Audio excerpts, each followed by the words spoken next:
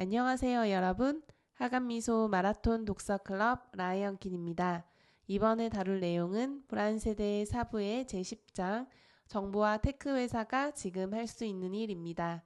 이번 장에서는 현대사회에서 청소년들과 성인들의 정신건강에 큰 영향을 미치고 있는 디지털 환경을 어떻게 변화시킬 수 있는지에 대해 이야기합니다. 특히 정보와 테크 기업들이 이 문제를 해결하기 위해 어떤 역할을 할 수 있는지, 그리고 책임 있는 기술 사용을 위해 지금 당장 실천할 수 있는 구체적인 방안들을 제안하고 있어요. 이번 장을 통해 우리가 디지털 환경 속에서 어떻게 더 안전하고 건강한 온라인 공간을 만들 수 있는지에 대한 새로운 통찰을 얻게 되실 겁니다. 기술의 발전이 가져온 문제를 해결하기 위해 정부와 기업이 어떤 선택을 해야 할지 궁금하신 분들은 이 장을 함께 읽어보시면 좋겠습니다. 그럼 지금부터 정보와 테크 회사가 지금 할 수 있는 일을 함께 읽어보겠습니다. 편안하게 집중해 주시고 책이 있으시다면 책을 펼쳐주세요. 10장 정보와 테크 회사가 지금 할 수 있는 일. 우리는 어떻게 당신의 시간과 의식적 주의를 최대한 빼앗을까요? 이것은 페이스북의 초대 사장인 시온 파커가 2017년에 인터뷰를 할 때 한 말이다. 그는 2000년대에 페이스북과 또 다른 주요 소셜미디어 플랫폼을 만든 사람들의 사고 과정을 설명하고 있었다. 이 장에서는 이 인터뷰에 나온 또 다른 말이 인용되었는데, 거기서 파커는 이 회사들이 인간 심리학의 취약성을 이용하는 사회적 타당한 피드백 고리를 설명했다. 앱은 누가 사진이나 게시물 혹은 그 밖의 것에 좋아요를 누르거나 댓글을 달면 가끔씩 약간의 도파민 히트를 제공할 필요가 있습니다. 그것은 당신에게 더 많은 콘텐츠를 올리게 만들고, 그러면 더 많은 좋아요와 댓글이 달립니다. 파커는 자신과 마크 저크버그와 케빈 시스트롬을 비롯해 그 밖의 사람들이 이 점을 의식적으로 이해했습니다. 그리고 어쨌든 우리는 그렇게 했습니다. 라고 말했다. 또한 이렇게도 말했다. 그것이 우리 아이들의 뇌에 무슨 영향을 미칠지는 아무도 모릅니다. 왜 자신의 고객을 그런 식으로 다루려고 할까? 그것은 대다수 소셜미디어 회사의 입장에서는 사용자가 진짜 고객이 아니기 때문이다. 플랫폼들이 정보나 서비스에 공짜 접근을 제공하는 이유는 대개 사용자가 상품이기 때문이다. 사용자의 주인은 회사가 추출해서 기꺼이 비용을 지불하려는 고객에게 팔 수 있는 소중한 재료이다. 회사들은 사용자의 주의를 놓고 서로 치열한 경쟁을 벌이는데, 마치 카지노처럼 설령 그 과정에서 사용자에게 해를 끼친다 하더라도 사용자를 붙들어 두기 위해 무슨 짓이든 하려고 한다.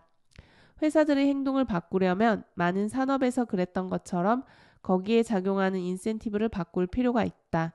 진보 시대에 일어난 식품 안전 규정이나 1960년대의 자동차 안전 규정을 생각해보라. 이 두 가지는 장기적으로 아동 사망률 감소에 크게 기여했다. 이 장 첫 부분에서는 시온 파커가 던진 문제를 해결하기 위해 많은 테크 회사, 특히 소셜미디어 회사들이 사용하는 설계의 특징을 설명할 것이다. 그러고 나서 다른 행동과 설계 선택을 장려하기 위해 정부가 법을 어떻게 바꿔야 하는지 제안할 것이다. 그러면 소셜미디어를 덜 해로운 것으로 만들 수 있고, 부모들은 언제 그리고 어떻게 자녀를 가상세계에 들어가게 해야 할지 선택하기가 한결 쉬워질 것이다. 이 장의 두 번째 부분에서는 부모와 학교가 현실 세계에서 과잉 보호를 하도록 만드는 법과 정책을 정부가 어떻게 바꿔야 하는지 이야기할 것이다. 또한 어떻게 하면 정부가 어린이에게 필요한 놀이와 자율성과 책임을 더 지지하면서 현실 세계를 어린이에게 더 매력적인 곳으로 만들 수 있는지 보여줄 것이다. 곧 보게 되겠지만 정부의 정책들은 놀이 기반 아동기의 퇴조와 스마트폰 기반 아동기의 부상을 부추겼다. 새로운 입법과 새로운 집행정책은 자녀를 더 건강한 방식으로 키우려고 애쓰는 부모들에게 아주 큰 도움이 될 것이다. 뇌줄기 바닥을 향한 경주. 테크 회사들을 추동하는 인센티브를 가장 예리하게 분석한 사람 중 한 명은 전에 구글에서 윤리학자로 일한 트리스탄 해리스인데, 그는 2013년에 구글의 동료 직원들을 위해 주의 분산을 최소화하고 사용자의 주의를 존중하자라는 제목으로 파워포인트 프레젠테이션을 했다. 해리스는 단 세 회사, 구글, 애플, 페이스북과 만드는 제품들이 대다수 인류가 제한된 주의를 사용하는 방식을 좌지우지하고 있으며 무심코 또는 의도적으로 사람들의 주의를 소모하고 있다고 지적했다. 또한 테크 회사들이 선택한 설계는 전 세계에서 화면 밖의 다른 것에 사용하는 주의의 양을 붕괴시켰다고 해리스는 주장했다. 해리스는 2015년에 구글을 떠나 나중에 인도적 기술센터를 설립했는데 이 중요한 단체는 설립된 이후 경보를 울리는 동시에 해결책을 제시하고 있다. 2020년 해리스는 소비자 보호 문제에 관한 미국 상원위원회 청문회에 전문가 자격으로 출석해 증언을 했다. 이 증언에서 해리스는 회사들이 주의를 추출하기 위한 치열한 경쟁에서 직면하는 인센티브를 열거했다. 주의를 붙들기 위해 남용할 수 있는 심리적 취약성은 여러 가지가 있는데 그중 일부는 우리의 가장 기본적인 욕구에 기반을 두고 있다. 해리스는 이 회사들을 바닥을 향한 경주라는 집단행동 문제에 휘말릴 수밖에 없는데 심리적 약점을 활용하는 데 실패하는 회사는 거리낌 없이 행동하는 경쟁사에 비해 불리한 위치에 놓이기 때문이라고 설명했다. 주의 경제에서 주의의 양은 제한되어 있는데 광고계의 비즈니스 모델은 항상 더 많은 주의를 원합니다. 따라서 이 경쟁은 뇌줄기 바닥을 향한 경주가 되고 맙니다. 처음에는 작은 규모로 시작합니다. 우선 당신의 주의를 끌기 위해 슬롯머신의 당겨서 새로 고치기 보상을 추가하는데 그럼으로써 작은 중독을 일으키지요. 그리고 무한 스크롤의 멈춤 신호를 제거해 당신의 마음이 다른 것을 해야 할 때를 망각하게 만들어요. 하지만 이것만으로는 충분치 않습니다. 주의에 대한 경쟁이 더 심해지면 우리는 당신의 정체성이 자리 잡고 있는 뇌줄기로 깊숙이 기어 들어와 당신이 다른 사람들로부터 받는 관심에 중독되게 하지요. 팔로워와 좋아요 수를 추가함으로써 기술은 우리의 사회적 타당화를 해킹하고 이제 사람들은 다른 사람들로부터 끊임없이 받는 피드백에 집착하게 됩니다. 이것은 10대의 정신건강 위기에 기름을 끼얹는데 일조했습니다. 광고를 기반으로 한 비즈니스 모델은 사용자를 낚시로 낚아 끌어당길 수 있는 제품으로 만든다. 개인화 덕분에 소셜미디어 회사들은 디지털 시대 이전의 광고 기반 산업 회사들보다 훨씬 강력한 영향력을 갖게 되었다. 이 사실에 초점을 맞춘다면 단지 소셜미디어뿐 아니라 미성년자를 대상으로 주의 탈취와 데이터 추출 기술을 많이 사용하는 비디오 게임과 포르노 사이트를 겨냥해 입법이 유익한 역할을 할 수 있는 부분이 보이기 시작한다.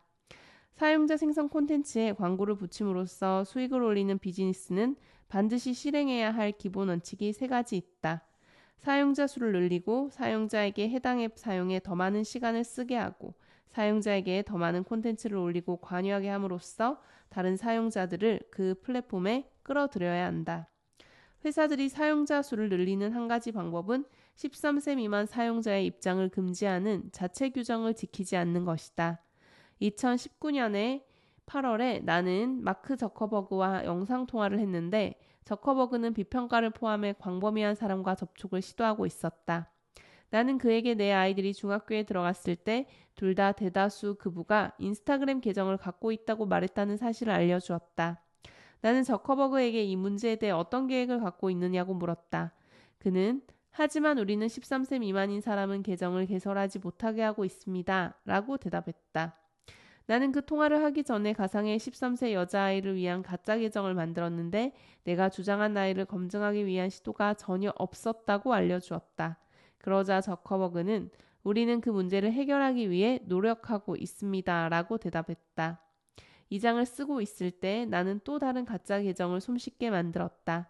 지난 4년 동안 나이 검증 기술이 크게 발전했는데도 나이를 검증하려는 시도는 여전히 없고 나이를 속이는 10대 초반 아동에게 불이익을 주는 장치도 없다.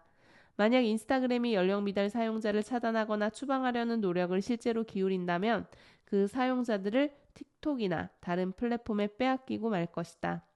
더 어린 사용자는 특히 취약한데 어릴 때 생긴 버릇은 평생 가는 경우가 많기 때문이다. 회사들은 장래에도 자신의 제품을 사용해줄 충성도 높은 고객을 확보하기 위해 어린 사용자들이 필요하다. 그래서 이 회사들은 젊은 사용자들 사이에서 시장 점유율이 떨어지는 것을 존재론적 위협으로 느낀다. 그 결과 청소년이 사용하는 제품을 만드는 회사들은 또 다른 바닥을 향한 경주에 휘말리게 되는데 그것은 점점 더 어린 사용자를 확보하려는 경쟁이다. 내부 고발자 프랜시스 하워건이 폭로한 문서들은 메타가 오래전부터 10대 초반 아동을 연구하고 유혹하려고 시도했으며 심지어 4세 아동에게까지 마술을 뻗치는 방안을 고려했다는 것을 보여준다. 두 번째 원칙을 실행하기 위해, 즉 사용자에게 앱에 더 많은 시간을 쓰게 하기 위해 회사들이 사용하는 한 가지 방법은 AI를 사용해 사용자의 피드에 무엇을 집어넣을지 선택하는 것이다. 사용자가 다양한 종류의 콘텐츠에 쓴 시간을 바탕으로 AI는 그러한 콘텐츠를 더 많이 제공한다. 틱톡과 인스타그램 릴스 같은 짧은 형식의 영상 플랫폼이 중독성이 강한 이유는 여기에 있다. 이들의 알고리즘은 사용자가 스크롤을 하다가 멈추는 곳이 어디인지 금방 파악할 수 있는데, 그럼으로써 심지어 사용자 자신도 알아채지 못하는 무의식적 바람과 관심을 알아낼 수 있고, 그 결과로 예컨대 미성년자에게 부적절한 성적 콘텐츠를 제공할 수 있다. 기술 부문 설계자들은 마찰이나 노력이 줄어들면 사용 시간이 늘어난다는 사실을 오래전부터 알아챘고, 그래서 자동 재생이나 무한 스크롤 같은 특징은 자동적이고 좀비 같은 방식으로 콘텐츠 소비 증가를 조장한다. 사람들에게 원하는 것보다 더 많은 시간을 쓰는 플랫폼이 무엇이냐고 물었을 때 승자는 이런 특징을 지닌 소셜미디어 플랫폼들이었다. 오늘날의 비디오 게임은 사용자를 계속 붙잡아 두기 위해 교묘한 방법을 여러 가지 사용하는데, 예컨대 무료 게임 비즈니스 모델, 타당화 피드백 고리, 사실상 도박과 다름없는 루트박스, 끝날 줄 모르는 멀티플레이어 게임 등이 그것이다. 세 번째 원칙을 실행하기 위해 플랫폼들은 청소년이 사회적 지위와 사회적 보상에 극히 민감하다는 사실을 이용한다. 스냅챗 스트릭 같은 특징은 공개적으로 볼 수 있는 스트릭이 끊어지지 않도록 사용자에게 매일 친구들에게 사진을 보내도록 장려함으로써 사회적 상호작용을 게임화한다. 스냅챗 스트릭은 아이들에게 네트워크 연결을 유지하기 위해 쓰길 원하는 것보다 더 많은 시간을 쓰도록 압박해 아이들이 현실 세계의 상호작용에 쓸 시간을 앗아간다. 또 다른 예는 사람들의 프라이버시 설정 기본값을 전체 공개로 정해놓는 것이다. 그러면 그들이 게시하는 것은 모두 그것에 접근 가능한 최대한의 사용자가 이용할 수 있는 콘텐츠가 된다. 미성년자는 그들을 중독시키도록 설계된 제품으로부터 보호받아야 한다. 나는 회사들이 스스로 아동과 청소년을 더 배려하길 바라지만 시장의 인센티브와 비즈니스 규범을 감안하면 입법을 통해 그렇게 하도록 강제해야 할 것으로 보인다. 뇌줄기 바닥을 향해 경주를 끝내기 위해 정부와 테크 회사가 할 수 있는 일. 정부와 테크 회사가 청소년을 위해 가상세계를 개선할 수 있는 주요 방법이 세 가지 있다. 1. 보호 의무를 준수하게 한다. 2014년 영국 영화 제작자 비번 키드로는 일 리얼 라이프라는 다큐멘터리를 제작했는데 온라인 세계에서 살아가는 10대의 삶을 다룬 내용이었다. 테크 회사들이 청소년을 부당하게 이용하는 방식을 한 키드로는 경악했다. 이 영화 제목에 몰두하고 있을 때 키드로는 영국 상원의 일대 귀족으로 임명되면서 상원 의원이 되어 자신의 관심사를 추구할 새로운 방법을 얻게 되었다. 키드로는 온라인 아동 안전을 최우선 과제로 삼았다. 그리고 많은 상의 끝에 온라인에서 보내는 시간을 아동과 청소년에게 덜 해롭게 만들 수 있도록 테크 회사들이 채택할 수 있는 설계 기준 목록을 만들었다. 이 목록은 연령 적합 설계 규약이라고 불리게 되었고 2020년 6월에 영국에서 법으로 제정되었다. 이 규약은 미성년자를 다루는 방식에 대해 회사들이 도덕적, 법적 책임을 져야 한다고 주장했다는 점에서 혁명적이다. 회사들은 아동의 최대 이익을 위해 서비스를 설계해야 할 의무가 있다. 또 이 규약은 아동을 18세 미만인 사람으로 정의하고 있다. 예를 들면 일반적으로 프라이버시에 관한 모든 디폴트를 최고 기준으로 설정하는 것이 아동의 최대 이익에 도움이 되는 반면 아동의 게시물을 최대한 많은 사람이 보아야 회사의 최대 이익이 돌아간다. 그래서 이 법은 미성년자의 디폴트 설정을 비공개로 할 것을 요구한다. 아동은 자신의 게시물을 낯선 사람이 보아도 괜찮다고 생각할 때에만 설정을 바꾸는 적극적 선택권을 행사할 수 있다. 위치 정보 데이터도 마찬가지다. 당사자가 그런 데이터를 공개하려고 선택하지 않는 한 게시물이나 앱 사용을 통해 아동의 위치를 알 수 없도록 하는 것이 디폴트가 되어야 한다. 한 가지 조건이 더 있다. 플랫폼은 프라이버시 정책과 자녀보호 기능의 특성을 아동이 쉽게 이해할 수 있는 언어로 설명하면서 그들이 하는 일을 투명하고 명확하게 밝혀야 한다. 이 규약은 영국에서 제공하는 서비스에만 적용되지만 이 법으로 인해 이미 두 가지 효과가 광범위하게 나타나고 있다. 첫째, 많은 테이크 회사가 나라마다 서로 다른 제품을 제공하는 어려움을 굳이 감수할 필요가 없다고 판단하여 전 세계적으로 몇 가지 변경을 하기로 결정했다. 둘째, 캘리포니아주는 나름의 연령적합 설계 규약을 채택하여 2022년에 그 법안을 통과시켰고 다른 주들도 각자 나름의 규약을 통과시켰다. 물론 미국의 각 주가 인터넷처럼 사방으로 뻗어나가고 장소도 없는 것을 규제하려는 법을 제각각 제정하는 것은 실효성이 없어 보인다. 미국 의회가 행동에 나서는 것이 훨씬 나아 보이는데 연령 적합 설계 규약의 많은 개념을 포함한 아동 온라인 안전법을 비롯해 여러 가지 중요한 법안을 양당이 모두 강하게 지지하는 흐름이 지금 나타나고 있다. 하지만 오랫동안 지속된 미국 의회의 마비 상태를 감안할 때 자신의 주에서라도 약탈적인 온라인 관행으로부터 아동을 보호하려면 각 주와 주지사가 개별적으로 행동에 나서는 수밖에 없다. 일부 비판자는 만약 정부의 규제가 생긴다면 사람들에게 인터넷에서 어떤 말은 해도 되고 어떤 말은 하면 안 된다고 정부가 강요하는 셈이 되며 정부가 정치적 스펙트럼 중 어느 한쪽을 부당하게 검열할 수도 있을 것이라고 우려한다. 이러한 주장은 터무니없는 우려가 아니다. 하지만 플랫폼에 책임이 있는 해악 중 대부분은 다른 사용자의 게시물에 관한 것이 아니라 새로운 경험을 장려하거나 증폭하는 설계 결정에 관한 것으로 이에 대한 통제력은 플랫폼이 100% 쥐고 있다. 아동 온라인 안전법 같은 최근의 법안들은 콘텐츠가 아니라 설계에 초점을 맞추고 있다. 설계 변경, 프라이버시 보호의 기본값을 최대한으로 설정하는 것처럼 설계 변경은 정치적 스펙트럼의 어느 쪽에도 이득을 제공하지 않는다. 틱톡이 영국의 규약에 대응해 10대가 DM을 통해 낯선 사람에게 노출되는 기능을 제한했을 때나 페이스북이 개인 맞춤 광고를 통해 연령 미달 사용자를 표적으로 삼지 못하게 제약했을 때 이러한 변경은 관점 중립적 조치였다.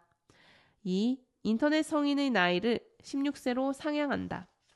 인터넷이 삶의 일부로 자리를 잡아가던 1990년대 후반에는 온라인에서 아동을 보호하려는 특별한 조치가 없었다. 회사들은 부모의 의지나 동의 없이 아동의 데이터를 마구잡이로 수집해 팔 수 있었다. 이에 대해 미국 연방거래위원회는 의회의 웹사이트가 아동의 개인정보를 수집하기 전에 부모의 동의를 얻게 하는 법을 제정하라고 권고했다. 매사추세츠 하원의원이던 에드 마크는 그러한 법안을 마련하면서 데이터 수집 목적의 대상이 되는 아동을 16세 미만으로 정의했다.